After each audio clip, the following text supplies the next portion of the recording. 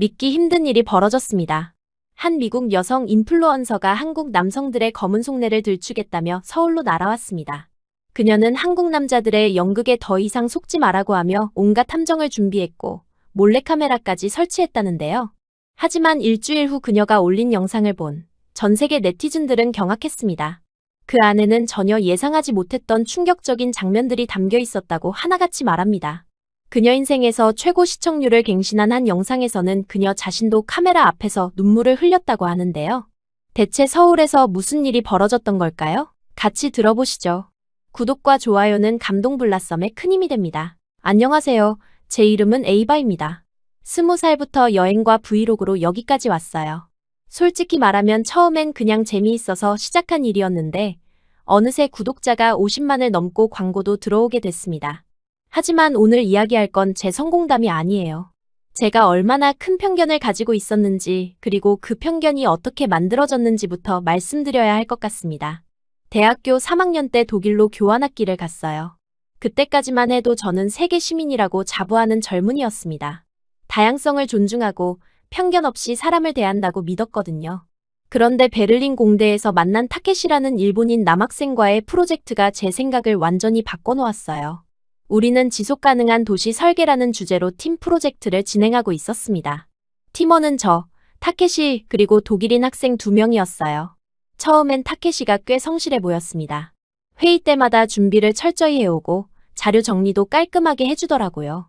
하지만 문제는 발표 준비를 하면서 시작됐어요. 제가 밤새워서 만든 3D 모델링 자료와 데이터 분석 부분을 타케시가 자신의 아이디어인 것처럼 교수님께 설명하기 시작한 겁니다. 그것도 아주 자연스럽게요. 제가 이 부분을 고민하다가 이런 접근법을 생각해냈는데 라고 말하면서 제 작업물을 자신의 것처럼 발표했어요. 그 순간 저는 정말 당황스러웠습니다. 팀 프로젝트니까 누구의 아이디어인지 굳이 구분하지 않아도 된다고 생각할 수도 있겠지만 제가 며칠 밤을 새워서 만든 걸 아무렇지도 않게 자기 것처럼 말하는 모습에 충격을 받았어요. 더 황당한 건 독일인 팀원들도 그냥 넘어가더라는 거였습니다. 발표가 끝나고 타케시에게 따질까 고민했는데 그는 오히려 제게 먼저 다가와서 에이바, 수고했어. 우리 팀워크가 정말 좋았던 것 같아. 라고 말하더라고요. 마치 아무 일도 없었던 것처럼요. 그때 저는 이게 문화적 차이인 건지 아니면 개인의 성격 문제인 건지 판단하기 어려웠습니다. 졸업 후에는 마케팅 에이전시에 취직했어요. 회사에서 상하이 출장을 보내주게 됐는데 이때도 비슷한 일이 벌어졌습니다. 중국 현지 파트너사와 미팅을 하는데 상대방 팀장이라는 분이 처음부터 저를 무시하는 듯한 태도를 보이더라고요. 미국에서 온 여자 직원이 우리 비즈니스를 이해할 수 있을까? 라고 중국어로 부하 직원에게 말하는 걸 들었어요. 저는 중국어를 조금 할 수 있거든요. 그런데 제가 중국어로 대답하려고 하니까 손사래를 치면서 영어로 하자 고 하더라고요. 마치 제가 중국어를 할 수 있다는 걸 인정하기 싫어하는 것 같았습니다. 미팅 내내 그 팀장은 제가 아닌 저희 회사 남자 동료에게만 시선을 맞추고 이야기했어요. 제가 프레젠테이션을 해도 고개도 끄덕이지 않고 질문도 남자 동료에게만 하더라고요. 심지어 점심 식사 자리에서는 여자들은 비즈니스보다 쇼핑이나 화장에 관심이 많지 않나? 라고 말하기까지 했습니다. 이 두 경험이 저에게는 정말 큰 충격이었어요. 물론 개인차가 있다는 걸 알고 있었지만 연달아 이런 일을 겪다 보니 동아시아 남성들은 대체로 권위적이고 여성을 무시하는 경향이 있구나라는 생각이 자리 잡게 됐습니다. 그런데 2025년에 들어서면서 상황이 완전히 바뀌기 시작했어요. 제 SNS 피드가 갑자기 한국 관련 콘텐츠로 도배되기 시작한 겁니다. 특히 한국 남성과 연애하거나 결혼한 서구 여성들의 이야기가 넘쳐났어요. 내 한국 남자친구는 너무 다정해 라는 제목의 영상들이 매일같이 올라왔습니다. 한국인 남자친구가 여자친구 신발끈을 묶어주는 영상, 무거운 가방을 들어주는 영상, 레스토랑에서 여자친구가 먼저 앉을 때까지 기다리는 영상들이요. 댓글에는 한국 남자들은 정말 젠틀하다. 매너가 너무 좋다. 우리나라 남자들도 좀 배워야 한다. 는 반응들이 가득했어요. 처음에는 그냥 트렌드겠거니 생각했습니다. 하지만 점점 더 많은 영상이 올라오고 조회수도 수백만을 넘기기 시작하더라고요. 심지어 제가 팔로우하는 다른 인플루언서들도 한국 여행을 다녀온 후 한국 남성들의 매너에 감동했다. 는 영상을 올리기 시작했어요. 저는 점점 의구심이 들기 시작했습니다. 정말일까? 내가 경험한 동아시아 남성들과 이렇게 다를 수가 있나? 제 과거 경험과 너무나 대조적인 이야기들이었거든요. 그러던 중 한 영상이 제 눈길을 확실히 끌었어요. 한국에서 지갑을 떨어뜨렸는데 10분 만에 되찾았다. 는 제목의 영상이었습니다. 한 독일 여성이 서울 명동에서 지갑을 떨어뜨렸는데 주변 한국 남성들이 모두 달려와서 도와주고 경찰서까지 안내해줬다는 내용이었어요. 조회수는 800만을 넘겼고 댓글은 3만 개가 넘었습니다. 저는 그 영상을 보면서 솔직히 좀 화가 났어요. 이런 게 다 연출 아닌가? 한국관광청에서 홍보용으로 만든 건 아닐까? 너무 완벽한 시나리오 같았거든요. 제가 경험한 현실과는 너무 달랐습니다. 며칠 동안 관련 영상들을 더 찾아봤어요. 한국 남자친구가 매일 아침 도시락을 싸준다. 한국 남성들은 데이트할 때 항상 여성을 먼저 챙긴다. 한국에서는 남성들이 여성의 가방을 들어주는 게 당연하다. 는 식의 영상들이 정말 많더라고요. 그런데 이상한 건 모든 영상이 너무 비슷한 패턴을 보인다는 거였습니다. 마치 누군가 시나리오를 짠 것처럼 상황도 비슷하고 반응도 비슷했어요. 저는 점점 더 의심스러워졌습니다. 이게 정말 진짜일까? 아니면 한류 마케팅의 일환일까? 제 머릿속에서는 계속 이런 생각들이 맴돌았어요. 특히 제가 과거에 경험한 일들을 생각해보면 더욱 믿기 어려웠습니다. 그러다가 한 가지 확실한 방법이 떠올랐어요. 직접 가서 확인해보는 거였습니다. 만약 이 모든 게 진짜라면 제가 직접 테스트해봐도 같은 결과가 나올 테니까요. 반대로 만약 이게 다 기획된 마케팅이라면 제가 몰래 카메라로 촬영했을 때는 전혀 다른 반응을 보일 거고요. 저는 구독자들에게 새로운 프로젝트를 발표했습니다. 한국 남성 매너 신화 과연 진실일까? 제목으로 영상을 올렸어요. 계획을 구체적으로 세웠습니다. 첫 번째 테스트는 일부러 불쾌한 상황을 만들어 보는 거였어요. 길에서 살짝 밀치거나 길을 막아서서 어떤 반응을 보이는지 확인해 보려고 했습니다. 만약 정말 매너가 좋다면 화를 내지 않고 양보해 줄 텐데, 만약 연출된 거라면 카메라가 없다고 생각할 때는 다른 반응을 보일 거라고 생각했거든요. 두 번째 테스트는 지갑 떨어뜨리기였습니다. 인터넷 영상들처럼 정말 모든 사람이 달려와서 도와주는지 확인해 보고 싶었어요. 저는 현금이 많이 든 지갑을 준비했습니다. 세 번째는 카페에 휴대폰을 방치하고 몰래 라이브로 관찰하는 거였어요. 정말 아무도 훔치지 않는지, 오히려 보호해주는지 확인해 보려고 했습니다. 마지막으로는 심야에 혼자 돌아다니면서 안전한지, 그리고 주변 남성들의 태도가 어떤지 확인해 보고 싶었어요. 제 목적은 명확했습니다. 만약 이 모든 게 꾸며진 거라면 분명히 틈이 보일 거라고 생각했거든요.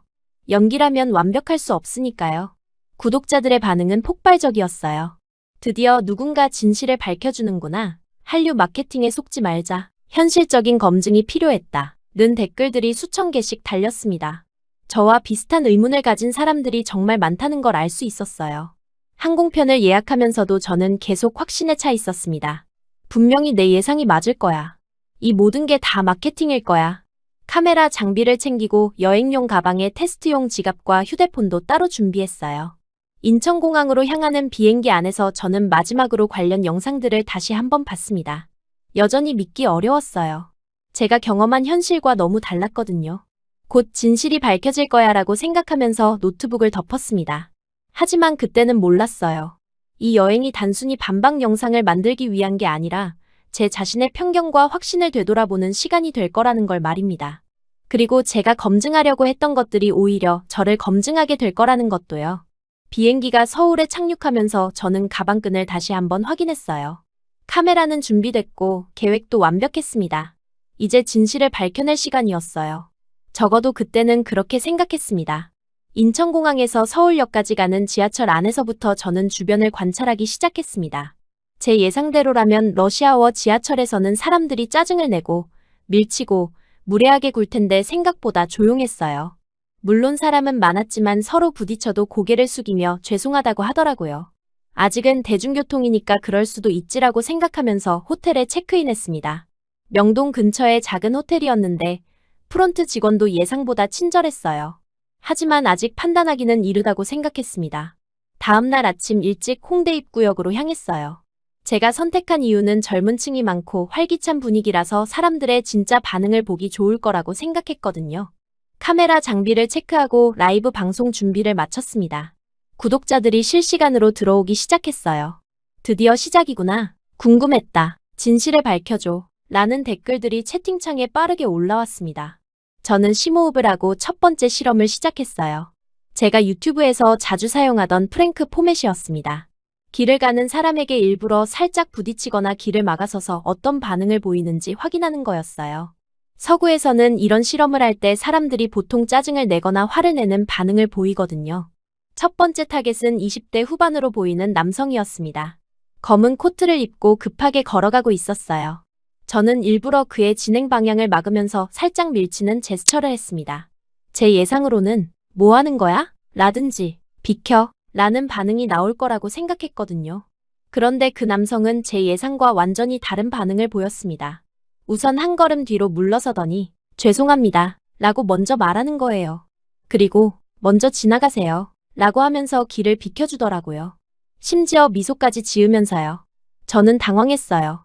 분명히 제가 먼저 방해했는데 오히려 그쪽에서 사과를 하고 양보해주는 겁니다. 라이브 채팅창에서도 이상한데 왜 저 사람이 사과해? 라는 반응들이 올라오기 시작했어요. 혹시 우연일 수도 있다고 생각해서 두 번째 시도를 했습니다. 이번에는 30대 정도로 보이는 정장 입은 남성이었어요. 아마 회사원인 것 같았는데 급한 듯이 전화 통화를 하면서 걸어가고 있었습니다. 저는 이번에는 좀 더 확실하게 길을 막아섰어요. 그러면 분명히 화를 낼 거라고 생각했거든요. 특히 통화 중이었으니까 더 짜증을 낼 거라고 예상했습니다. 그런데 또 예상이 빗나갔어요. 그 남성은 전화를 잠시 끊더니 죄송한데 급한 일이 있어서요 라고 정중하게 말하면서 다른 길로 돌아가더라고요. 제가 길을 막고 있는데도 저를 밀치거나 화내지 않고 자기가 우회로를 택한 겁니다. 라이브 시청자 수가 점점 늘어나고 있었어요. 그리고 댓글들도 제 예상과는 다른 방향으로 흘러가고 있었습니다. 한국 사람들 진짜 매너 좋네. 왜 다들 양보해주지? 라는 반응들이 줄을 이뤘어요. 저는 좀 더 확실한 방법이 필요하다고 생각했습니다. 그래서 두 번째 실험을 시작했어요. 지갑 드롭 테스트였습니다. 미리 준비해둔 지갑에 현금 50만 원 정도를 넣어뒀어요. 그리고 신용카드 몇 장과 가짜 신분증도 넣었습니다. 만약 정말 사람들이 선량하다면 주워서 돌려줄 테고 만약 인터넷 영상들이 다 연출이라면 아무도 관심 갖지 않거나 심지어 가져가는 사람도 있을 거라고 생각했거든요. 홍대 메인 스트리트에서 일부러 지갑을 바닥에 떨어뜨리며 걷는 실험을 했어요.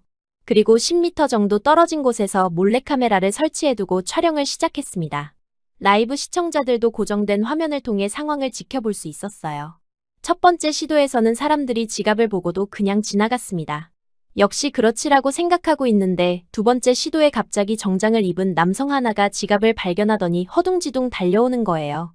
혹시 이거 떨어뜨리신 거 아니에요? 라고 물어보면서 지갑을 들고 오는 겁니다. 심지어 영어로요. 저는 깜짝 놀랐어요. 분명히 제가 10m나 떨어져 있었는데 어떻게 제가 떨어뜨린 걸 알았을까요? 그 남성은 지갑을 제게 건네주면서 현금이 들어있는지 카드는 다 있는지 확인해보세요. 라고 말하더라고요. 심지어 지갑 안에 있던 영수증까지 확인해서 이것도 중요한 거면 다시 확인해보세요. 라고 하는 겁니다. 저는 정말 당황스러웠어요. 현금을 세어보니 한 푼도 빠지지 않고 그대로 들어있었습니다. 카드들도 제자리에 있었고요. 저는 그 남성에게 고맙다는 인사를 하면서 심심풀이로 떨어뜨린 거라고 말할 수도 없었어요. 라이브 채팅창이 완전히 폭발했습니다. 진짜네. 대박. 한국 사람들 정말 친절하다. 는 댓글들이 수백 개씩 올라오고 있었어요. 하지만 동시에 연출 아냐? 미리 섭외한 배우 아니야? 너무 완벽해서 의심스럽다. 는 댓글들도 많이 보였습니다. 저도 솔직히 좀 의심스러웠어요. 너무 완벽한 반응이었거든요. 혹시 정말 제가 외국인이라는 걸 알고 일부러 친절하게 해주는 건 아닐까 싶기도 했고요. 그래서 세 번째 실험을 준비했습니다. 카페에서 휴대폰을 방치하고 어떤 반응이 나오는지 보는 거였어요. 이번에는 좀 더 은밀하게 진행하려고 했습니다. 홍대 근처의 작은 카페를 선택했어요. 그리 크지 않은 공간에 테이블이 10개 정도 있는 곳이었습니다. 저는 아메리카노를 주문하고 창가 테이블에 앉았어요. 미리 준비해둔 휴대폰을 테이블 위에 올려두고 라이브 방송을 켰습니다. 화면이 켜진 상태로 테이블에 두고 화장실 간다고 자리를 비웠어요. 시청자들은 고정된 각도에서 카페 내부 상황을 실시간으로 볼 수 있었습니다. 처음 10분 동안은 별다른 일이 없었어요. 사람들이 휴대폰이 있다는 걸 보기는 했지만 크게 관심을 보이지 않았습니다. 저는 역시 그럴 줄 알았어라고 생각했어요. 그런데 그때 바리스타가 제 테이블 쪽으로 다가오더라고요.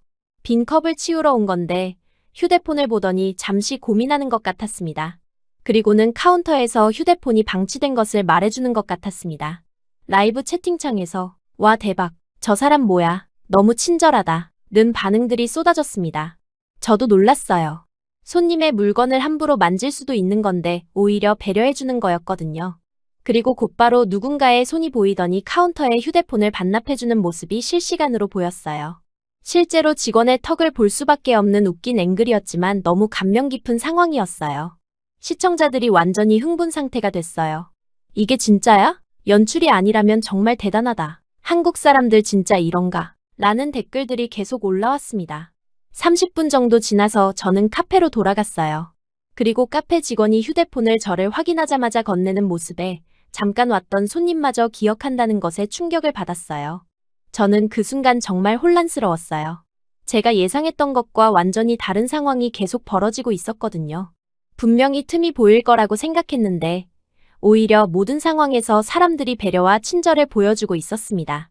라이브를 끝내고 호텔로 돌아가는 길에 댓글들을 확인해봤어요. 의견이 완전히 갈려있더라고요.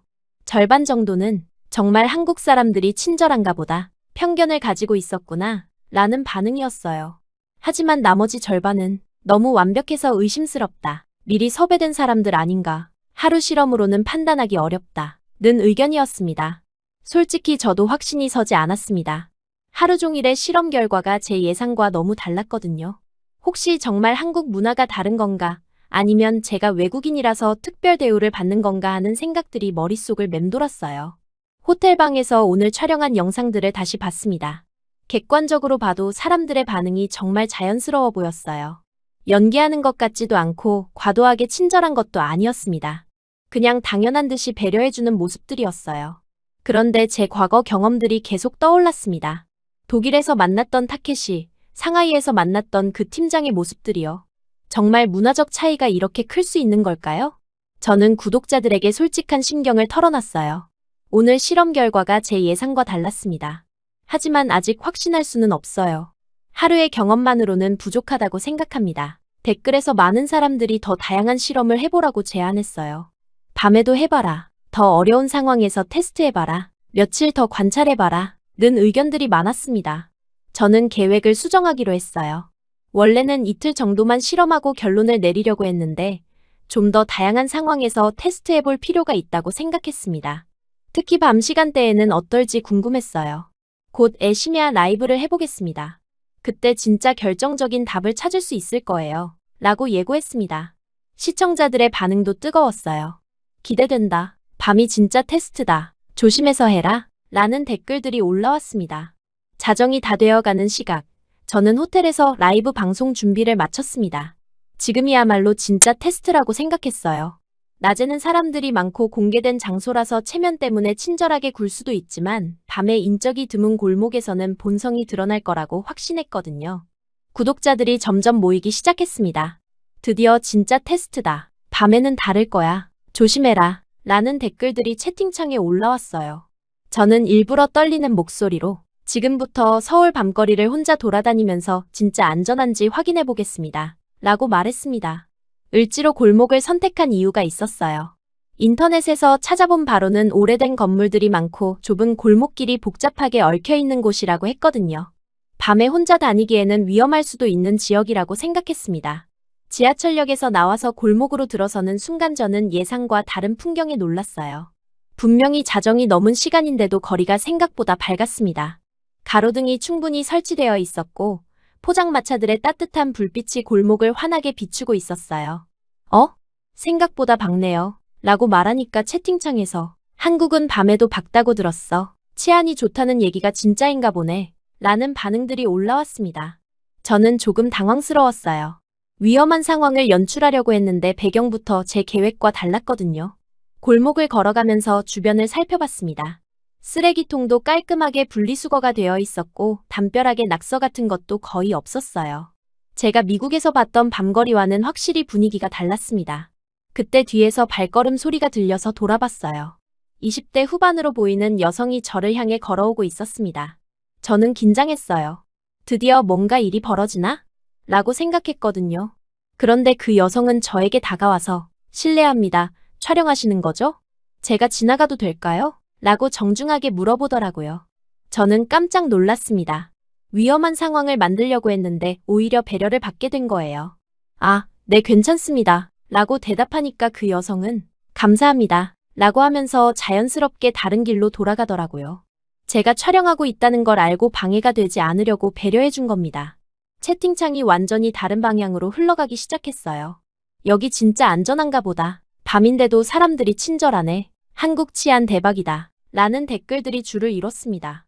저는 점점 불안해지기 시작했어요. 더 깊숙한 골목으로 들어가 봤습니다. 이번에는 정말 인적이 드물 거라고 생각했거든요.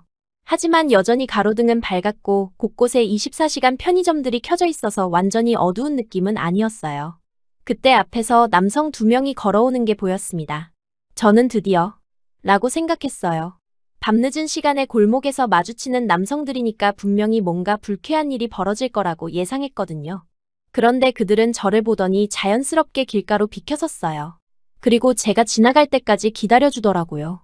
심지어 중간에 한 명이 안녕하세요. 라고 가볍게 인사까지 건넸습니다. 라이브 시청자 수가 점점 늘어나고 있었어요. 하지만 댓글들의 분위기는 제가 원하는 방향과 정반대였습니다.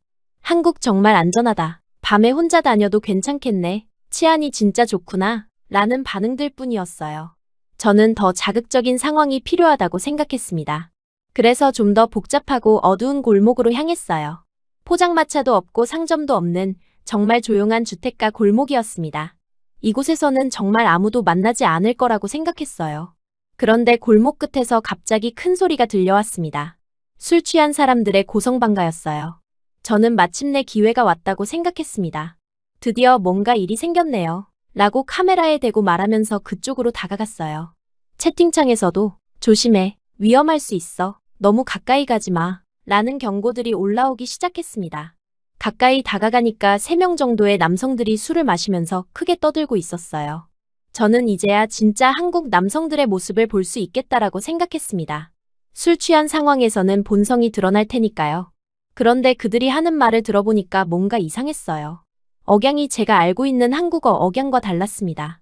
좀 더 주의 깊게 들어보니까 중국어를 하고 있더라고요. 채팅창에서 시청자들이 먼저 알아차렸습니다. 저 사람들 중국어 하는 것 같은데, 억양이 다른데, 한국 사람이 아닌 것 같아. 라는 댓글들이 올라왔어요. 저는 조금 당황했지만 동시에 기대가 됐습니다. 어쨌든 동아시아 남성들이니까 제가 예상하는 반응을 보일 거라고 생각했거든요. 그리고 실제로 그들의 행동은 지금까지 만났던 한국 남성들과 확실히 달랐어요. 우선 공간을 점유하는 방식부터 달랐습니다. 골목길 한가운데에서 크게 떠들면서 다른 사람들이 지나가기 어렵게 만들고 있었어요. 그리고 제 카메라를 발견하자 노골적으로 관심을 보이기 시작했습니다. 그중 한 명이 저를 보더니 중국어로 뭐라고 하면서 웃었어요. 그리고 제게 다가오기 시작했습니다. 저는 드디어 라고 생각했어요. 이제야 제가 예상했던 상황이 벌어지는 거라고 봤거든요. 이게 진짜 모습이에요. 라고 카메라에 대고 말하면서 상황을 중계했습니다. 하지만 동시에 목이 조금 마르기 시작했어요. 실제로 그들의 태도가 위협적으로 느껴지기 시작했거든요. 그 남성이 제게 영어로 말을 걸기 시작했어요. 그리곤 제 카메라 앞으로 얼굴을 들이밀었습니다. 술 냄새가 심하게 났어요. 저는 셀카를 찍고 있다고 대답했는데 그는 계속 제 주변을 맴돌면서 카메라에 나오려고 했어요. 다른 동료들도 하나둘씩 다가와서 제 촬영을 구경하기 시작했습니다. 라이브 채팅창의 분위기가 완전히 바뀌었어요. 저 사람들 위험해 보인다. 빨리 그 자리 떠나. 경찰 불러야 하는 거 아냐? 라는 걱정스러운 댓글들이 쏟아지기 시작했습니다. 저도 점점 불안해지기 시작했어요. 그들이 저를 둘러싸기 시작했거든요. 특히 그중 한 명은 계속 제 카메라를 만지려고 했고 다른 한 명은 제 어깨에 손을 올리려고 했습니다. 나도 출연시켜달라고 하면서 제 라이브 화면을 보려고 하더라고요. 저는 뒤로 물러나면서 지나가겠다고 말했지만 그들은 계속 따라왔어요. 이때 저는 제가 지금까지 만났던 한국 남성들과 이들 사이에 확실한 차이를 느꼈습니다. 지금까지는 모든 사람이 제 개인 공간을 존중해줬는데 이 사람들은 전혀 그렇지 않았어요. 오히려 강압적으로 다가와서 제 의사와 상관없이 촬영에 끼어들려고 했습니다. 채팅창에는 한국 사람이 아닌 것 같다. 억양 들어보니까 확실히 외국인이다. 한국 현지인들과는 태도가 다르다. 는 댓글들이 계속 올라왔어요. 시청자들도 차이를 느끼고 있었던 겁니다. 저는 그들과 거리를 두려고 노력했지만 쉽지 않았어요. 특히 그중 한 명은 계속 제 팔을 잡으려고 했고, 제 휴대폰을 빼앗으려고까지 했습니다. 그 순간 저는 정말 무서웠어요. 이것이야말로 제가 예상했던 상황이었지만 실제로 겪어보니 전혀 반가운 일이 아니었습니다. 제가 원했던 건 반박할 수 있는 증거였는데 이건 그냥 위험한 상황이었거든요. 라이브 시청자들도 심각하게 걱정하기 시작했어요. 지금 당장 그 자리 떠나. 도움 요청해. 주변에 사람 없어? 라는 댓글들이 빠르게 올라왔습니다. 시청자 수도 평소보다 훨씬 많이 늘어나 있었어요. 저는 뒤로 물러나면서 큰 길로 나가려고 했어요. 그런데 그들이 계속 따라왔습니다. 특히 제 카메라를 계속 만지려고 하고 제 개인적인 공간을 침해하는 방식이 정말 불쾌했습니다. 이것이야말로 제가 과거에 일본과 중국에서 겪었던 경험과 비슷한 느낌이었어요. 그때 저는 깨달았습니다. 지금까지 제가 만났던 한국 남성들은 정말로 다른 태도를 보였다는 걸요. 개인 공간을 존중하고 상대방의 의사를 확인하고 강압적이지 않은 방식으로 접근했던 거예요. 저는 그 중국인 관광객들로부터 빠져나와서 큰 길로 향하고 있었습니다. 하지만 아직도 뒤에서 그들의 목소리가 들려왔어요. 계속 저를 부르면서 따라오고 있는 것 같았습니다. 라이브 채팅창에는 빨리 도망가, 뒤돌아보지 마, 라는 댓글들이 폭주하고 있었어요. 저는 걸음을 빨리 하면서 뒤를 돌아봤는데 정말로 그들이 저를 따라오고 있더라고요. 그중 한 명은 제가 떨어뜨린 것도 없는데 뭔가를 주운 척하면서 이거 떨어졌어 라고 소리쳤습니다. 명백히 제게 다가올 핑계를 만들고 있었어요. 심장이 빠르게 뛰기 시작했습니다. 이런 상황은 제가 예상했던 시나리오였지만 실제로 겪어보니 전혀 반가운 일이 아니었어요. 특히 밤늦은 시간이고 주변에 사람도 많지 않다 보니 정말 무서웠습니다. 그때 갑자기 화면 밖에서 낮은 목소리가 들렸어요. 실례합니다. 촬영 중이세요? 저는 깜짝 놀라서 고개를 돌렸습니다. 검은 야상을 입은 한국인 남성이 제 옆에 서 있었어요. 키가 크고 차분한 인상이었습니다. 저는 순간 긴장했어요. 또 다른 위험한 상황인가? 라고 생각했거든요. 하지만 그의 다음 말이 제 예상을 완전히 뒤집어 놓았습니다. 저쪽 길로 가시는 게 안전해요. 그는 자연스럽게 몸을 살짝 비켜서서 저와 뒤따라오던 중국인 무리 사이에 완만한 벽을 만들어 주었어요. 마치 제가 안전하게 지나갈 수 있도록 길을 열어주는 것 같았습니다. 그의 움직임은 전혀 위압적이지 않았고 오히려 자연스럽고 배려심 있어 보였어요. 라이브 채팅창의 분위기가 급격히 바뀌기 시작했습니다. 저 사람 뭐야? 도와주는 건가? 한국인 같은데? 라는 댓글들이 올라오기 시작했어요. 저도 상황을 정확히 파악하지 못하고 있었습니다. 그 남성은 이름도 신분도 묻지 않고 조용히 말했어요. 여기서 2블록만 가면 택시 잘 잡혀요. 제가 앞서 걸을게요. 그의 목소리는 차분하고 안정감이 있었습니다. 마치 이런 상황에 익숙한 것 같았어요. 저는 잠시 망설였습니다. 낯선 남성을 따라가는 게 정말 안전한 일인지 확신이 서지 않았거든요. 하지만 뒤에서 중국인들이 계속 따라오고 있는 상황에서 다른 선택지가 없다고 판단했어요. 그때 뒤에서 중국인 중 한 명이 퉁명스럽게 뭐라고 소리쳤습니다. 아마 왜 방해하느냐는 식으로 항의하는 것 같았어요. 저는 긴장했습니다. 혹시 충돌이 벌어지는 건 아닐까 걱정됐거든요. 하지만 그 한국인 남성의 대응 방식이 정말 인상적이었어요. 정면 충돌을 하지 않고 동선과 속도를 조절해서 자연스럽게 시야를 차단하는 거였습니다. 마치 무술의 한 동작 같았어요. 상대방을 자극하지 않으면서도 확실하게 저를 보호해주고 있었습니다. 그 순간 저는 라이브 방송을 끄려고 했어요. 이런 상황이 방송으로 나가는 게 적절한지 확신이 서지 않았거든요. 하지만 그 남성이 제 망설임을 눈치채고 말했습니다. 촬영 계속하셔도 괜찮아요. 다만 주변 분들 얼굴은 가려주시면 좋겠어요. 저는 정말 놀랐습니다. 이런 상황에서도 다른 사람들의 프라이버시를 배려하고 있는 거였거든요. 그리고 제 촬영에 대해서도 강요하지 않고 제 선택을 존중해주고 있었어요. 라이브 채팅창이 완전히 폭발했습니다. 저 사람 프로야? 매너가 진짜 대박이다. 어떻게 저런 상황에서도 저렇게 차분할 수 있지? 라는 댓글들이 빠르게 올라왔어요. 시청자 수도 순식간에 몇 배로 늘어났습니다. 우리는 조용히 큰 길로 걸어갔어요. 그 남성은 제 앞에서 적당한 거리를 유지하며 걸었습니다. 너무 가깝지도 않고 너무 멀지도 않은 거리였어요. 저는 안전하다는 느낌이 들기 시작했습니다.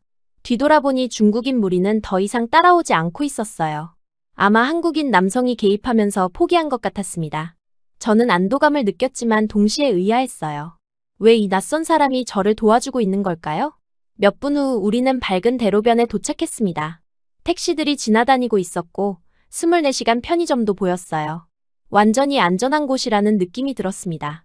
그 남성이 돌아서면서 말했어요. 여기서 택시 타세요. 혹시 반대편으로 가시는 거라면 제가 도로 건너는 것까지 보고 갈게요. 저는 정말 감동받았습니다. 끝까지 제 안전을 확인해 주려고 하는 거였거든요. 저는 너무 고마워서 지갑을 꺼냈어요. 정말 고맙습니다. 커피라도 한 잔 사드리고 싶은데요. 하지만 그는 손사래를 치면서 고개를 저었습니다. 괜찮아요. 당연한 일이에요. 조심히 가세요. 그의 반응에 저는 또 한 번 놀랐어요. 도움을 받고 대가를 주려고 하는 건 당연한 일인데 그는 마치 정말로 당연한 일을 한 것처럼 받으려고 하지 않았습니다. 이런 태도를 본 적이 없었어요. 택시를 잡아서 타면서 창문을 내렸습니다. 정말 감사합니다. 연락처라도. 그는 그냥 웃으면서 안전하게 들어가세요. 라고 하며 명함을 건넸어요. 택시가 출발하면서 저는 뒤를 돌아봤습니다. 그 남성은 저희 택시가 완전히 사라질 때까지 그 자리에 서서 손을 흔들어주고 있었어요. 그런데 정말 놀라운 건 그가 자신의 목적지와 반대 방향으로 한참을 걸어가면서도 계속 뒤돌아보며 손을 흔들어주고 있다는 거였습니다. 그 장면이 라이브 화면에 클로즈업 되면서 방송이 끝났어요. 채팅창은 완전히 미쳐있는 상태였습니다. 진짜 영화 같다. 이런 사람이 실제로 있어? 한국 남자들 진짜 다르구나. 라는 댓글들이 폭주했어요. 호텔에 도착해서 휴대폰을 확인해보니 알림이 폭탄처럼 쏟아져 있었습니다. 팔로워 수가 하루 만에 10만 명 이상 늘어나 있었어요. 그리고 세계 각국에서 온 장문의 댓글들이 수천 개씩 달려 있었습니다. 저는 독일에서 보고 있는데 방금 본 것을 믿을 수가 없어요. 한국 남자들은 정말 다릅니다. 라는 영어 댓글들부터 시작해서 프랑스어, 스페인어, 일본어로 된 댓글들까지 다양했어요. 모든 댓글이 방금 전 상황에 대한 감동과 놀라움을 표현하고 있었습니다. 언론사들로부터도 연락이 오기 시작했어요. 영상 링크 좀 보내달라. 인터뷰 가능하냐? 이 영상을 기사로 써도 되냐? 는 DM들이 계속 들어왔습니다. 저는 이런 반응에 당황스러웠어요. 밤새 댓글들을 읽어보면서 저는 많은 생각에 잠겼습니다. 사람들이 가장 많이 언급하는 부분은 그 남성의 자연스러움이었어요. 마치 이런 상황에서 도움을 주는 게 너무나 당연한 일인 것처럼 행동했다는 점이었습니다. 그는 진짜 반응이 자연스러웠어. 진짜 기사도라는 건 저런 거지라는 댓글들이 특히 인상적이었어요. 사람들은 그의 행동이 연출된 게 아니라 진짜 자연스러운 반응이라는 걸 알아차리고 있었습니다. 저는 잠을 제대로 이루지 못했어요. 계속 그 남성의 모습이 떠올랐거든요. 그의 차분한 목소리, 자연스러운 움직임, 그리고 끝까지 제 안전을 확인해주던 모습이요. 특히 인상 깊었던 건 그가 전혀 과시하려고 하지 않았다는 점이었습니다. 카메라가 있다는 걸 알면서도 멋있게 보이려고 하지 않았어요. 그냥 해야 할 일을 자연스럽게 했을 뿐이었습니다. 이런 태도는 제가 과거에 경험했던 것들과 완전히 달랐어요. 독일에서 만났던 타켓이나 상하이에서 만났던 그 팀장은 항상 자신을 과시하려고 했거든요. 자신이 얼마나 똑똑하고 능력 있는지 보여주려고 했습니다. 하지만 오늘 만난 그 남성은 정반대였어요. 자신을 드러내려고 하지 않고 오히려 뒤로 물러서서 제가 안전할 수 있도록 도와주었습니다. 이런 차이가 어디서 오는 걸까요? 다음 날 아침에 일어나서 어제 영상을 다시 봤습니다. 객관적으로 봐도 정말 자연스러웠어요. 연기하는 것 같지도 않고 과장된 것도 없었습니다. 그냥 위험한 상황에서 누군가를 도와주는 평범한 사람의 모습이었어요. 그때 저는 문득 깨달았습니다. 어젯밤의 그 개입은 누군가에게 보여주기 위한 이벤트가 아니라 이 도시 사람들이 일상적으로 해오던 태도였다는 것을요. 특별한 게 아니라 그냥 당연하게 생각하는 일이었던 겁니다. 그리고 제 마음속에 있던 대본이 흔들리기 시작했습니다. 혹시 내가 틀렸나? 이 질문이 계속 머릿속에 맴돌았어요. 제가 지금까지 가지고 있던 편견들이 정말 맞는 건지 의심스러워지기 시작했습니다. 하지만 아직도 확신할 수는 없었어요. 한 명의 경험만으로는 전체를 판단할 수 없다고 생각했거든요. 그래서 더 많은 실험이 필요하다고 결론지었습니다. 다양한 상황에서 더 많은 사람들을 만나봐야 한다고 생각했어요. 구독자들에게 새로운 계획을 발표했습니다. 어제 경험이 정말 충격적이었어요. 더 정확한 결론을 내리기 위해서 며칠 더 다양한 실험을 해보겠습니다. 이번에는 좀 더 열린 마음으로 접근해보기로 했어요. 어제의 경험이 우연일 수도 있다고 생각했거든요. 그래서 이번에는 감정을 완전히 배제하고 차갑게 접근해보기로 했어요. 만약 정말 한국인들이 다르다면 더 많은 상황에서도 같은 패턴이 나타날 거라고 생각했습니다. 첫 번째 실험은 지하철에서 진행했어요. 러시아워 시간을 노려서 2호선을 탔습니다. 사람들이 가장 바쁘고 스트레스 받는 시간대에 어떤 반응을 보이는지 확인해보고 싶었거든요. 지하철 문이 열리면서 사람들이 쏟아져 나올 때 저는 일부러 문 앞 한가운데에 멈춰 섰어요. 흐름을 방해해서 사람들이 짜증을 내는지 보려고 했습니다. 제 예상으로는 비켜주세요 라든지 왜 거기 서 있어요 라는 반응이 나올 거라고 생각했어요. 하지만 제 뒤에 있던 정장 입은 남성의 반응은 또 달랐습니다. 인상을 쓰거나 화를 내는 대신 정중하게 죄송하지만 한 발만 뒤로 물러서 주시겠어요? 라고 말하더라고요. 그리고 손짓으로 자연스럽게 길을 안내해줬습니다. 저는 당황해서 비켜섰는데 그 남성은 지나가면서 감사합니다 라고 말까지 했어요. 제가 방해했는데 오히려 고맙다고 하는 거였습니다. 다른 사람들도 비슷한 반응이었어요. 짜증내거나 무례하게 밀치는 사람은 한 명도 없었습니다. 라이브 시청자들도 놀라고 있었어요. 러시아어인데도 저렇게 친절해? 미국 지하철이었으면 난리 났을 텐데 라는 댓글들이 올라왔습니다. 저도 솔직히 의외였어요. 두 번째 실험은 에스컬레이터에서 했습니다. 일부러 가방끈을 느슨하게 메고 계단을 올라갔어요. 가방이 떨어질 것 같은 상황을 연출해서 사람들이 어떻게 반응하는지 보려고 했습니다. 한 10분 정도 지났을 때 회색 점퍼를 입은 남성이 조용히 제게 다가왔어요. 가방끈이 풀렸어요. 라고 한마디만 말하고는 먼저 계단을 내려갔습니다. 과도하게 친절하지도 않고 그렇다고 무관심하지도 않은 적절한 개입이었어요. 저는 가방끈을 다시 매면서 그의 뒷모습을 봤습니다. 특별히 감사 표시를 바라는 것 같지도 않았고 그냥 당연한 일을 한 것처럼 보였어요. 이런 자연스러운 배려를 계속 경험하다 보니 제 계획이 흔들리기 시작했습니다. 세 번째는 카페 실험이었어요. 홍대 근처의 작은 카페에서 아메리카노를 주문하고 계산을 마쳤습니다. 그리고 일부러 카드 지갑을 카운터에 두고 나왔어요. 중요한 물건을 두고 갔을 때 어떻게 반응하는지 확인해보고 싶었거든요. 카페를 나와서 50m 정도 걸어갔을 때 뒤에서 누군가 뛰어오는 소리가 들렸어요. 돌아보니 바리스타가 제 카드 지갑을 들고 급하게 달려오고 있었습니다. 손님, 지갑 두고 가셨어요. 저는 깜짝 놀라서 지갑을 받았어요. 바리스타는 숨을 헐떡이면서도 혹시 방송 중이시라면 제 얼굴은 개인정보 때문에 가려주시면 감사하겠어요. 라고 덧붙였습니다. 자신의 프라이버시까지 생각하면서도 제가 중요한 물건을 잃어버리지 않도록 도와준 거였어요. 라이브 채팅창에서는 진짜 친절하다. 저 바리스타 진짜 좋은 사람이네. 한국 사람들 정말 다른 것 같다. 는 반응들이 쏟아졌습니다. 저도 감동받았지만 동시에 혼란스러웠어요. 네 번째 실험은 좀 더 도발적인 테스트였어요. 짧은 치마를 입고 지하철 입구 계단을 오르내리는 실험이었습니다. 미국 같으면 분명히 휘파람을 불거나 노골적으로 쳐다보는 사람들이 있을 거라고 생각했거든요. 물론 안전을 위해 속바지는 입었지만요. 첫 번째 테스트는 강남역에서 했어요. 러시아워 시간대의 계단을 천천히 올라갔습니다. 제 예상으로는 뒤에서 올라오는 남성들이 시선을 집중할 거라고 생각했어요. 하지만 결과는 완전히 달랐습니다. 대부분의 남성들이 의도적으로 고개를 더 푹 숙이고 올라오더라고요. 심지어 한 명은 스마트폰을 꺼내서 보는 척하면서 시선을 아예 다른 곳으로 돌리고 있었어요.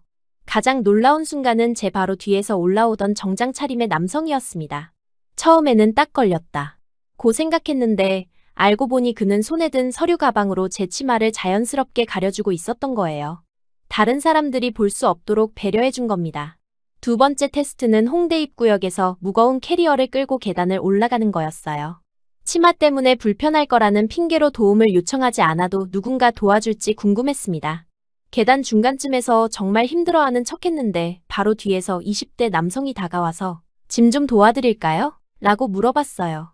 그리고는 제가 대답하기도 전에 캐리어 손잡이를 잡고 함께 올라가기 시작했습니다. 세 번째 테스트에서는 계단에서 일부러 발을 헛디디는 척했어요. 치마 때문에 균형을 잃은 것처럼 연출한 거였습니다.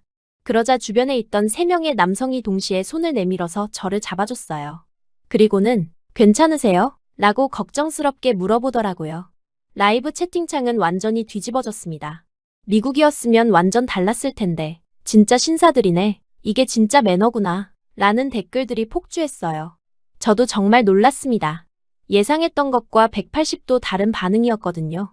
저는 점점 혼란스러워졌습니다. 하나둘이면 우연이라고 할 수 있는데 이렇게 계속 같은 패턴이 나타나니까 우연이라고 하기엔 너무 일관적이었거든요. 5번째 실험은 밤에 한강 산책로에서 했어요. 사람들이 운동하고 산책하는 여유로운 시간대에 어떤 모습을 보이는지 확인해보고 싶었습니다. 삼각대를 세워두고 휴대폰으로 라이브를 켠 채 20m 정도 떨어진 곳에서 관찰했어요. 혹시 누군가 장비를 가져가거나 방해하는지 보려고 했습니다. 처음 10분 동안은 별다른 일이 없었어요. 사람들이 지나가면서 카메라를 보긴 했지만 특별히 관심을 보이지는 않았습니다. 이번에는 아무 일도 안 일어나나? 라고 생각하고 있었는데 갑자기 누군가가 삼각대 쪽으로 다가가더라고요. 저는 긴장했습니다. 드디어 누군가 가져가려고 하나? 라고 생각했거든요. 하지만 그 사람의 행동은 제 예상과 완전히 달랐어요. 삼각대가 바람에 흔들려서 쓰러질 것 같으니까 안쪽으로 살짝 밀어서 안정화시켜준 거였습니다. 몇 분 후에는 조깅하던 남성이 휴대폰 화면이 켜져 있는 걸 보고 카메라 각도를 조정해줬어요. 하늘을 향하고 있던 카메라를 강 쪽으로 살짝 내려서 더 좋은 앵글이 나오도록 도와준 겁니다. 저는 정말 놀랐어요. 아무도 장비를 훔치지 않을 뿐만 아니라 오히려 더 좋은 촬영이 될 수 있도록 도와주고 있었던 거예요. 이런 일을 경험할 거라고는 전혀 예상하지 못했습니다. 그때 문득 어제 저를 도와준 남성이 떠올랐어요. 그와의 만남이 정말 우연이었을까요?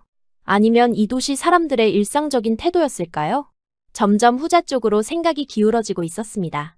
호텔로 돌아오는 길에 과일 가게에 들렀어요. 귤 몇 개를 사려고 했는데 가게 사장님이 제 카메라 장비를 보더니 밤에 촬영하시나 보네요. 라고 말했습니다. 그리고는 제가 산 귤 외에 몇 개를 더 손에 쥐어주면서 감기 조심하세요. 라고 했어요. 그 순간 저는 또 한 번 당황했습니다. 별로 친하지도 않은 외국인에게 왜 이런 친절을 베푸는 걸까요? 돈을 더 받으려는 것도 아니고 뭔가 대가를 바라는 것도 아닌 것 같았어요. 그냥 순수한 호의였습니다. 호텔방에 돌아와서 오늘 하루의 실험 결과를 정리해봤습니다. 총 8번의 서로 다른 실험을 했는데 모든 상황에서 예상과 다른 결과가 나왔어요. 제가 계획했던 반박 영상과는 정반대의 데이터가 쌓이고 있었습니다. 라이브 댓글들을 확인해봤어요. 가장 많이 언급되는 단어가 정이라는 것이었습니다. 한국의 정 문화에 대해 설명하는 댓글들이 수십 개씩 올라와 있었어요. 저에게는 낯선 개념이었지만 많은 사람들이 이것으로 오늘의 경험들을 설명하고 있었습니다. 한국의 정 문화는 가족이 아닌 사람에게도 따뜻한 관심을 보이는 거예요. 정은 계산적이지 않은 순수한 마음에서 나오는 배려입니다. 라는 댓글들이 인상적이었어요. 이런 문화적 배경이 있다면 오늘의 경험들이 설명될 수 있을 것 같았습니다. 하지만 저는 여전히 확신하기 어려웠어요. 문화적 차이라고 해도 이렇게 일관될 수 있을까요? 개인차가 있을 텐데 왜 모든 사람이 비슷한 반응을 보이는 걸까요? 그날 밤 저는 구독자들에게 솔직한 심경을 털어놨습니다. 며칠간의 실험 결과가 제 예상과 계속 다르고 있어요. 패턴이 너무 일관적이라서 우연이라고 하기 어려울 것 같습니다.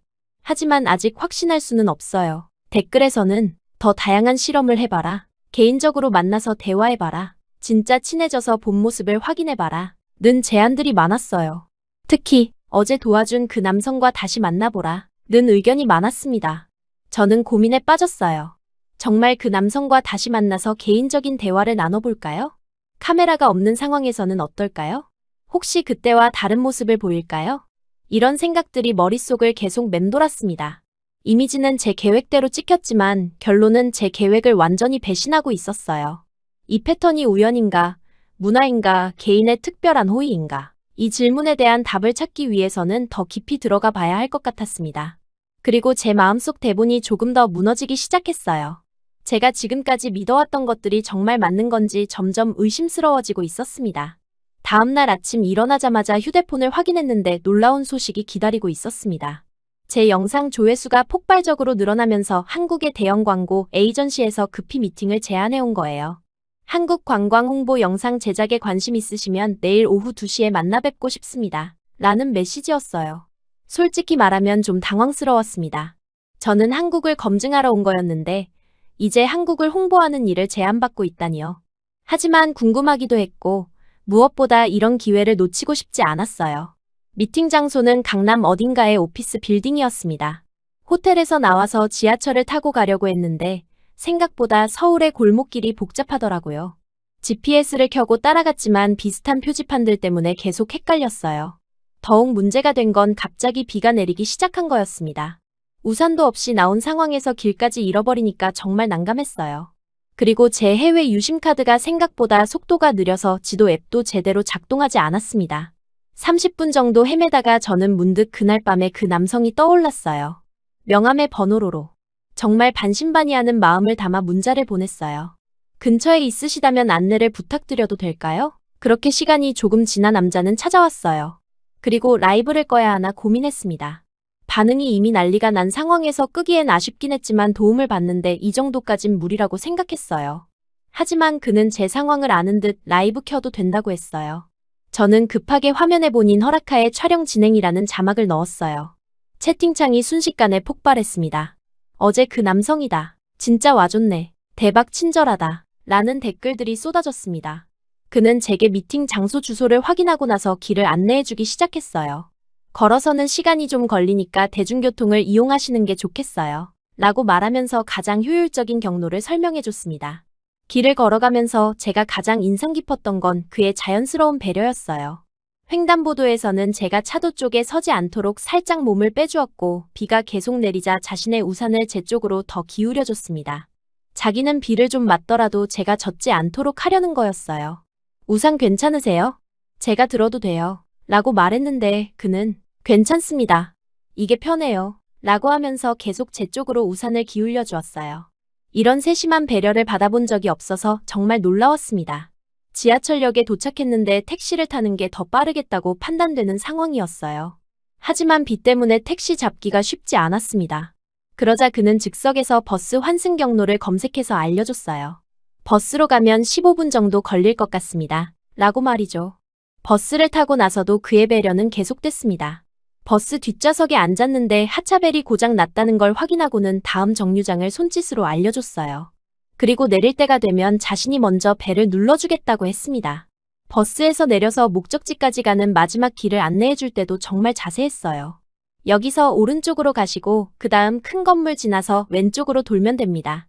혹시 미팅 끝나고 늦어지면 역사역 3번 출구 앞이 밝고 사람도 많아서 안전해요. 심지어 미팅이 끝난 후에 상황까지 미리 생각해서 조언을 해주는 거였어요. 이런 세심한 배려를 어떻게 설명해야 할까요? 정말 가족이나 친한 친구가 아니면 이렇게까지 신경 써주지 않을 텐데요. 목적지 앞에 도착했을 때 저는 여기까지만 와주셔도 충분해요. 정말 감사합니다. 라고 말했어요. 하지만 그는 도로를 건너셔야 하니까 신호등까지 함께 가겠습니다. 라고 했습니다. 도로를 건너고 나서도 그는 제가 건물에 들어갈 때까지 지켜봤어요. 그리고 신호가 바뀔 때까지 그 자리에 서서 손을 흔들어 줬습니다. 정말 끝까지 제 안전을 확인하고 싶어 하는 것 같았어요. 그 순간 라이브 시청자 수가 10만 명을 넘었습니다. 채팅창은 완전히 미쳐있는 상태였어요. 이런 사람이 실제로 있어? 영화 같다. 한국 남자들 정말 다르구나. 저 사람 진짜 천사 아냐? 라는 댓글들이 쏟아졌습니다. 미팅을 마치고 호텔로 돌아와서 휴대폰을 확인해보니 메시지가 폭발적으로 와 있었어요. 전 세계 사람들로부터 온감동 메시지들이었습니다. 그 남성분께 감사 인사를 전해달라. 한국에 정말 이런 사람들이 많나? 우리나라에도 이런 문화가 있으면 좋겠다. 는 내용들이었어요. 언론사들로부터도 연락이 쇄도했습니다. 한국의 야간 통행 안전 영상은 어떻게 찍으신 건가요? 이 영상을 뉴스에서 소개해도 될까요? 인터뷰 가능하신가요? 라는 문의들이 끝없이 들어왔어요. CNN, BBC, 심지어 일본과 중국의 방송사들까지 연락을 해왔습니다. 제 영상이 이렇게 큰 반향을 일으킬 거라고는 전혀 예상하지 못했어요. 특히 Korean Kindness Goes Viral 이라는 제목으로 여러 외신에서 보도되고 있다는 소식을 들었을 때는 정말 놀랐습니다. 그날 밤 저는 오늘 하루를 되돌아보면서 많은 생각에 잠겼어요. 길을 잃어서 급하게 보낸 DM에 즉시 응답해주고 직접 찾아와서 끝까지 도와준 그 남성의 모습이 계속 떠올랐습니다. 특히 인상 깊었던 건 그가 전혀 과시하려고 하지 않았다는 점이었어요. 카메라가 있다는 걸 알면서도 자연스럽게 행동했고 감사 인사나 사례를 거절할 때도 정말 진심으로 그러는 것 같았습니다. 그리고 퇴근길이 덜 심심했다. 는 그의 마지막 말이 계속 귀에 맴돌았어요. 도움을 주고도 오히려 자신이 즐거웠다고 표현하는 이런 태도는 제가 지금까지 경험해본 적이 없는 거였습니다. 이제 저는 확신하기 시작했어요. 이 모든 것이 우연이나 특별한 상황이 아니라 정말로 이 문화의 일부라는 걸요. 하지만 동시에 더 알고 싶어졌습니다. 이런 태도가 어디서 나오는 건지, 그리고 정말 모든 사람이 이런 건지 말이에요. 다음 날부터는 좀 더 개인적인 접근을 해보기로 결심했습니다. 카메라 없이 진짜 개인적인 대화를 통해서 더 깊이 이해해보고 싶어졌어요. 영상이 전 세계적으로 화제가 되면서 구독자들로부터 엄청난 반응이 쏟아졌습니다. 그 중에서 가장 많이 받은 요청이 그 남성분과 다시 만나서 후일담을 들려달라 는 거였어요. 정말 궁금하다. 개인적으로는 어떤 사람인지 알고 싶다. 라는 댓글들이 수천 개씩 달렸습니다. 저도 솔직히 궁금했어요. 카메라가 없는 상황에서는 어떨까요? 정말 평소에도 저런 모습일까요? 아니면 촬영 때문에 좀 더 신경 써서 그런 걸까요? 이런 의문들이 계속 머릿속을 맴돌았습니다. 하지만 개인적으로 연락하는 게 적절할지 고민됐어요. 그분은 도움을 주러 온 거였지 제 콘텐츠에 출연하려고 한 건 아니었거든요. 너무 부담을 드리는 건 아닐까 싶어서 며칠 동안 망설였습니다. 그러다가 용기를 내서 조심스럽게 DM을 보냈어요. 안녕하세요. 지난번에 정말 큰 도움을 받았습니다. 혹시 괜찮으시다면 감사 인사 겸 커피 한 잔 마실 수 있을까요? 촬영은 전혀 없고 정말 개인적인 감사 인사입니다. 1시간 정도 지나서 답장이 왔어요. 안녕하세요. 커피는 좋습니다. 하지만 시청자분들 요청이 많다면 짧은 인터뷰 정도는 괜찮을 것 같아요. 다만 몇 가지 조건이 있습니다. 그의 조건은 이랬습니다. 촬영을 한다면 얼굴이 아닌 목소리만, 그리고 카페에 있는 다른 손님들의 동의를 받을 것, 개인적인 질문은 피할 것 등이었어요. 정말 세심하게 모든 사람을 배려하고 있다는 느낌이 들었습니다. 약속 장소는 홍대 근처의 조용한 카페였어요. 도착해보니 그는 이미 와서 기다리고 있었습니다. 검은 야상 대신 회색 니트를 입고 있었는데 훨씬 편안해 보였어요.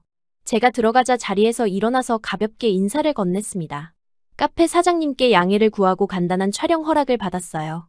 다른 손님들도 대부분 괜찮다고 하셨고 몇 분은 궁금해하시면서 멀리서 지켜보기도 하더라고요. 카메라를 끄고 먼저 개인적인 대화를 나눴습니다. 그는 자신을 제품 디자이너라고 소개했어요. 스마트폰 앱이나 웹사이트의 사용자 경험을 설계하는 일을 합니다. 사람이 먼저 편해야 기술이 산다고 생각해요. 이 말이 정말 인상적이었습니다. 제가 지금까지 경험한 그의 행동들과 정확히 일치하는 철학이었거든요. 항상 상대방이 편안할 수 있도록 먼저 배려하는 모습이요. 그런 일을 하시다 보니 자연스럽게 사람을 배려하게 되시는 건가요? 라고 물어봤어요. 그는 잠시 생각하더니 아마 그럴 수도 있을 것 같아요. 하지만 제 부모님도 그렇게 살아오셨고 한국에서는 이런 게 특별한 일은 아니에요. 라고 답했습니다. 정말 데이트라기보다는 가치관에 대한 인터뷰 같은 시간이었어요. 저는 제 과거 경험들을 솔직하게 털어놨습니다. 독일에서 일본인 남학생에게 성과를 가로채인 일, 상하이에서 중국인 거래처 담당자에게 무시당한 경험들을요. 그래서 처음에는 동아시아 남성들에 대해 안 좋은 편견을 가지게 됐어요. 하지만 이제는 그들 전체가 그렇다고 일반화하면 안 된다는 걸 알겠습니다. 라고 말했어요. 그는 고개를 끄덕이면서 당연히 한국에도 무례한 사람들은 있어요. 저도 실수할 때가 있고요. 라고 인정했습니다. 하지만 그 다음 말이 정말 인상적이었어요. 다만 실수했을 때 변명부터 하지 않고 바로잡는 시간표를 먼저 꺼내려고 노력해요. 시간표요? 라고 물어보니 언제까지, 무엇을, 어떻게 고칠 건지를 구체적으로 말하는 거예요. 변명하는 시간에 해결책부터 제시하는 거죠. 라고 설명해줬습니다. 그는 구체적인 예시도 들어줬어요. 예를 들어 회사에서 제가 실수로 동료의 아이디어를 제대로 전달하지 못했다면 내가 바빴어서 같은 변명 대신 내일 오전까지 정확한 내용을 정리해서 팀 전체에 공유하고 다음 미팅에서 올바른 출처를 명시하겠습니다라고 먼저 말하는 거예요. 이런 접근법은 정말 새로웠습니다. 책임을 회피하지 않고 오히려 적극적으로 해결하려는 자세였거든요. 이런 접근 방식은 제가 지금까지 경험해 본 적이 없는 거였어요. 보통은 실수하면 변명부터 하거나 상황을 설명하려고 하는데 즉시 해결책을 제시한다는 발상 자체가 새로웠습니다. 그때 그의 휴대폰에 메시지가 와서 화면이 켜졌는데 메신저 목록에 휴대용 보조 배터리 앱이라고 저장된 항목이 보였어요. 저는 웃음이 터졌습니다. 왜 제 이름이 배터리랑 같이 저장되어 있어요? 그는 조금 부끄러워하면서 아, 그거요. 지난번에 유심카드가 느려서 고생하시는 걸 보고 혹시 또 도움이 필요할 때를 대비해서 보조 배터리랑 와이파이 핫스팟을 준비해뒀거든요. 길 찾기나 연락할 때 배터리나 인터넷이 없으면 정말 곤란하잖아요. 라고 설명했어요.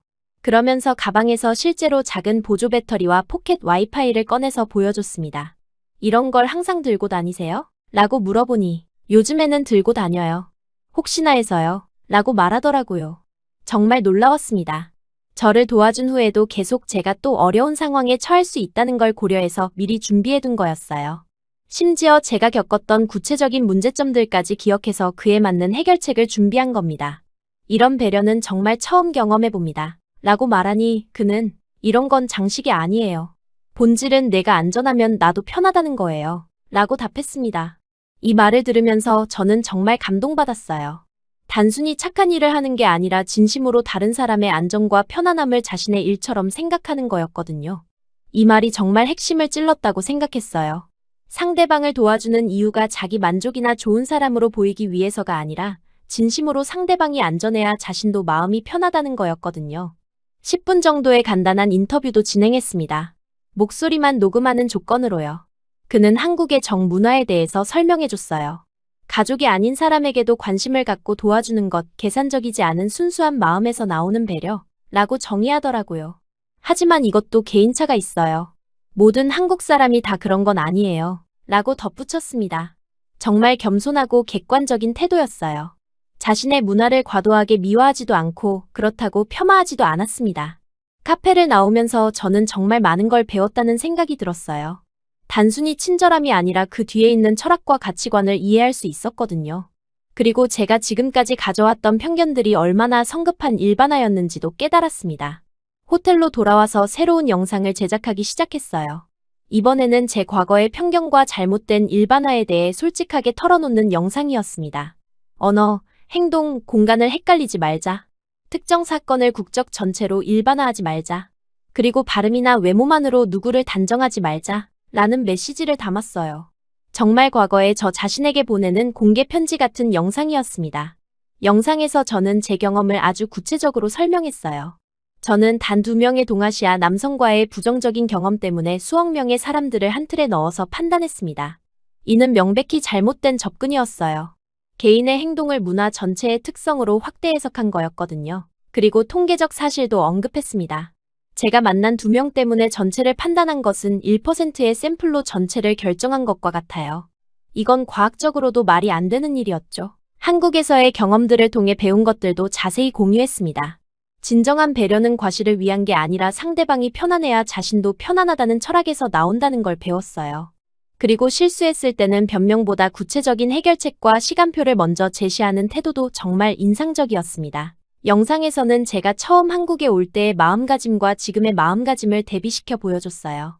저는 반박 영상을 만들러 왔지만 오히려 제 자신을 반박하게 됐습니다. 그리고 이것이 훨씬 가치 있는 일이라고 생각해요. 영상 말미에는 우리 모두 편견 없이 개인을 개인으로 봐줄길 이라는 메시지로 마무리했어요. 댓글 반응은 폭발적이었습니다. 드디어 분간을 배우는 콘텐츠. 이런 성찰적인 영상이 필요했다. 편견을 인정하고 바꾸려는 모습이 멋있다. 는 반응들이 줄을 이뤘어요. 특히 인상적이었던 댓글은 이제 진짜 글로벌 인플루언서가 됐다. 는 거였습니다. 단순히 재미있는 콘텐츠를 만드는 게 아니라 사회적으로 의미 있는 메시지를 전달하는 역할을 하고 있다는 평가였어요. 그날 밤 저는 정말 뿌듯했습니다. 제가 원래 계획했던 반박 영상과는 완전히 다른 결과가 나왔지만 오히려 더 가치 있는 일을 한 것 같았거든요. 편견을 깨고 진실을 찾아가는 과정 자체가 많은 사람들에게 의미가 있었던 것 같았습니다. 하지만 동시에 아쉬움도 있었어요. 이제 며칠 후면 미국으로 돌아가야 하는데 정말 더 많은 걸 배우고 경험해보고 싶었거든요. 특히 민준이라는 분과 더 깊은 대화를 나누고 싶다는 생각이 들었습니다. 출국일 아침, 호텔방에서 마지막으로 짐을 정리하면서 이상한 기분이 들었습니다. 분명히 계획했던 검증 프로젝트는 완료했는데 왜 이렇게 아쉬운 마음이 드는 걸까요? 제가 예상했던 결과와는 정반대의 경험을 했지만 오히려 그것이 더 의미 있었다는 생각이 들었어요. 공항철도를 타고 인천공항으로 향하면서 창밖으로 서울 도심이 점점 멀어지는 걸 봤습니다. 일주일 전만 해도 낯선 도시였는데 이제는 정말 아쉬움이 느껴지더라고요. 지하철 안에서도 사람들의 자연스러운 배려를 다시 한번 목격했어요. 짐이 많은 저를 보고 자리를 양보해 주시는 분도 계셨고요. 기차 안에서 지난 일주일을 되돌아봤어요.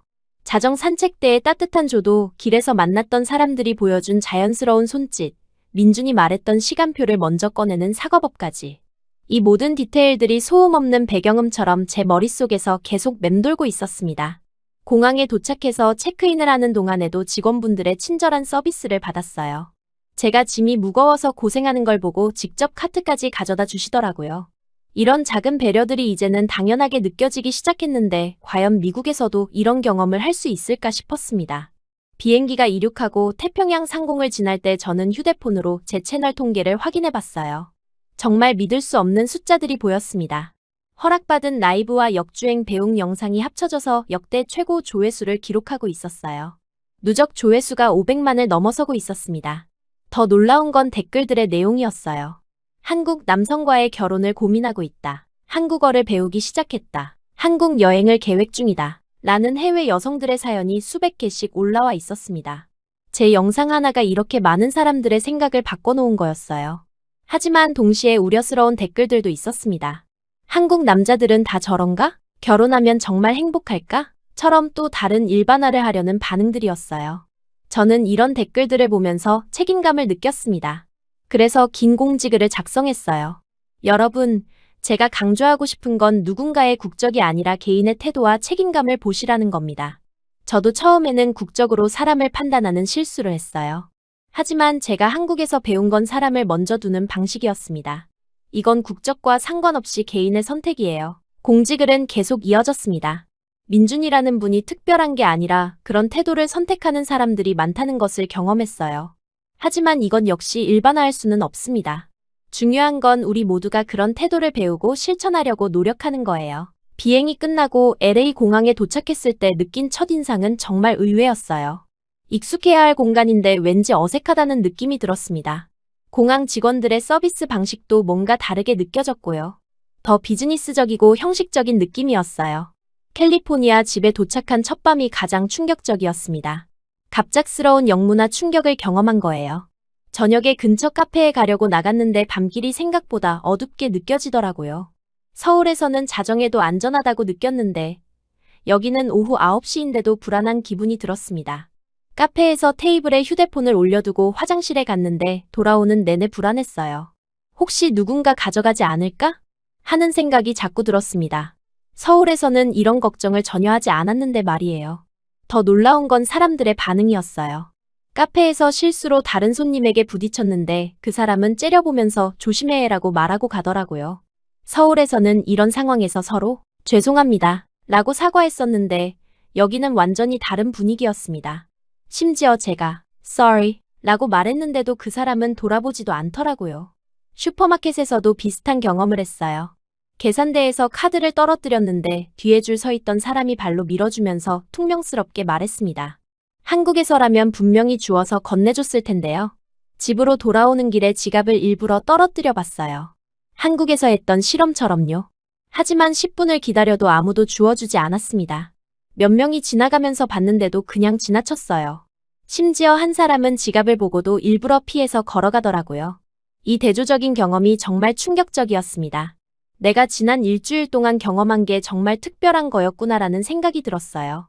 이런 경험들을 하면서 제 마음속에서 어떤 결심이 확고해지기 시작했어요. 단순히 한국 문화가 좋다는 게 아니라 그런 배려와 친절을 제 일상에서도 실천하고 싶다는 생각이 들었습니다. 일주일 후 저는 새로운 영상을 업로드했어요. 제목은 인생을 바꾸는 결정, 내가 한국으로 이사하는 이유였습니다. 영상에서 저는 솔직하게 제 마음을 털어놨어요. 저는 장거리 연애를 시작했고 한국으로 이주할 수 있는 비자 경로를 알아보고 있습니다. 라고 발표했습니다. 제가 반박 콘텐츠를 만들러 갔지만 확신 콘텐츠로 돌아왔어요. 그리고 이제는 그 확신에 따라 행동하려고 합니다. 민준과는 이미 연락처를 교환했고 매주 화요일 저녁에 주간 산책 라이브라는 새로운 콘텐츠를 함께 진행하기로 했어요. 시차 때문에 조금 힘들지만 서로의 일상을 공유하고 두 문화의 차이점에 대해 이야기하는 시간이었습니다. 첫 번째 라이브에서 민주는 한국의 직장 문화에 대해 설명해줬고 저는 미국에서의 경험을 공유했어요. 시청자들은 이런 문화 교류 콘텐츠를 정말 좋아했습니다. 진짜 국제 커플의 솔직한 이야기, 두 문화를 비교해서 볼 수 있어서 좋다는 반응들이 줄을 이뤘어요. 영상 제작을 하면서 저는 제 초창기 콘텐츠들을 다시 봤습니다. 아시아 남성 행동 테스트라는 제목의 썸네일을 보니까 정말 부끄러웠어요.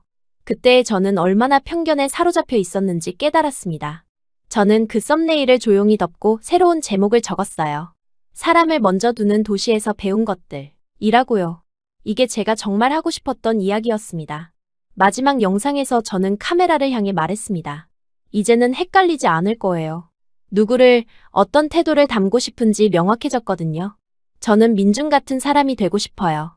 국적 때문이 아니라 그런 방식으로 살고 싶기 때문이에요. 그리고 화면 하단에 예고 자막이 떴어요. 다음 시즌 한국 이주 프로젝트 언어 배우기부터 비자 준비까지 라고요. 구독자들의 반응은 폭발적이었어요. 진짜 이주하는 거야? 응원한다. 한국어 공부 영상도 올려줘. 라는 댓글들이 쏟아졌습니다. 특히 편견을 극복하고 사랑을 찾은 스토리가 감동적이다. 라는 댓글이 가장 많은 좋아요를 받았어요. 하지만 저에게 가장 의미 있었던 댓글은 한국어로 쓰인 것이었어요. 민준이 남긴 댓글이었습니다. 천천히, 하지만 확실하게. 기다릴게요. 라고 써 있었어요. 구글 번역기로 확인해보니 정말 따뜻한 메시지였습니다. 그날 밤 저는 한국어 학습 앱을 다운로드했어요. 듀오링고부터 시작해서 한국어 교육 유튜브 채널까지 모두 구독했습니다. 첫 번째 강의에서 안녕하세요 를 배우면서 민준의 목소리가 떠올랐어요. 그가 처음 저에게 신뢰합니다 라고 말할 때의 그 정중한 톤이요. 한국 이주를 위한 비자 정보도 철저히 조사했어요. 워킹홀리데이 비자는 나이 제한이 있어서 불가능했고 학생 비자를 위해서는 한국 대학교에 입학해야 했습니다. 그래서 한국어 어학당 프로그램들을 찾아보기 시작했어요.